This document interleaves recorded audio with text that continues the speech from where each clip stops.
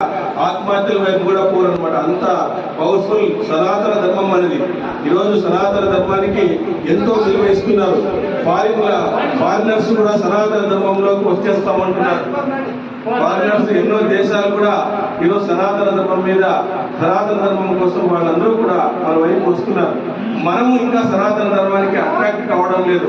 ఎంతో లోతుగా ఉండేటువంటి ఈ సనాతన ధర్మంలో కనీసం గుడికి రావడము, బొట్టు పెట్టుకోవడము, మన యొక్క పురాణాల గురించి కొద్దిగా నాలెడ్జ్ కలిగి ఉండడము, రాముడు అంటే ఎవరు, లక్ష్మణుడు అంటే ఎవరు, శ్రీకృష్ణుడు అంటే ఎవరు, కనీసం అట్లీస్ట్ కొద్దిమందినైనా పిల్లలకు మనం పరిచయం చేయాలా. పొద్దున్న వేసుకునే స్కూల్కి పోయేటప్పుడు వాడికి ఒక మంచి మంత్రమో ఏదైనా ఒక పద్యమో చెప్పి కనీసం వాడిని స్కూల్కి పంపిస్తే వాడు ఆనందంగా కూడా చదువుకుంటాడు, ఏకాగ్రతగా కూడా చదువుకుంటాడు. కాబట్టి అందరూ కూడా హిందూ ధర్మం పట్ల అందరూ ఈరోజు ఈ మధ్య వస్తున్నారు. నేను ఎక్కడ చూసినా ఇప్పుడు చాలా చోట్ల పోయినా కూడా ప్రతి చిన్న గుడిలో కూడా సీతారామ కళ్యాణం జరుగుతుంది. ప్రతి చిన్న గుడిలో కూడా సీతారామ కళ్యాణం జరుగుతుంది. అట్లాంటి సీతారామ కళ్యాణము ఇక్కడ కూడా జరుపుదాం. అందరూ కూడా వస్తే ఆ మంచి సీతారామ కళ్యాణం జరుగుతాం. హనుమత్ జయంతి జరుగుతుంది ఇక్కడ బ్రహ్మాండంగా. అప్పుడు హనుమత్ జయంతి చాలా బాగా జరుగుతుంది. అందరూ కూడా రండి.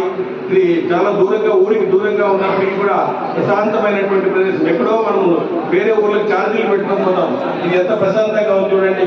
వనం ఉన్నట్లుంది. మొత్తం ఋషులంతా తపస్సు చేసినటువంటి ప్రాంతము. వాళ్ళంతా కూడా మహనీయులు అంతా కూడా ఇక్కడ ఉన్నటువంటి ప్రాంతము. దానివల్ల మనకు మానసికమైనటువంటి శుద్ధి జరుగుతుంది, శారీరకమైనటువంటి శుద్ధి జరుగుతుంది. అందరూ కూడా ఈ దేవాలయాలకు రండి.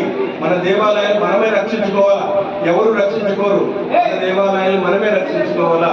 కాబట్టి పిల్లలందరికీ కూడా మంచి పద్యాలు, చిన్న శ్లోకాలు, రామాయణ మహాభారతాల గురించి ఎక్కడైనా జరుగుతూ ఉంటే అక్కడ వెళ్ళి కూర్చొని పిల్లలు కూడా ఇలాంటివన్నీ కూడా చెప్పించండి.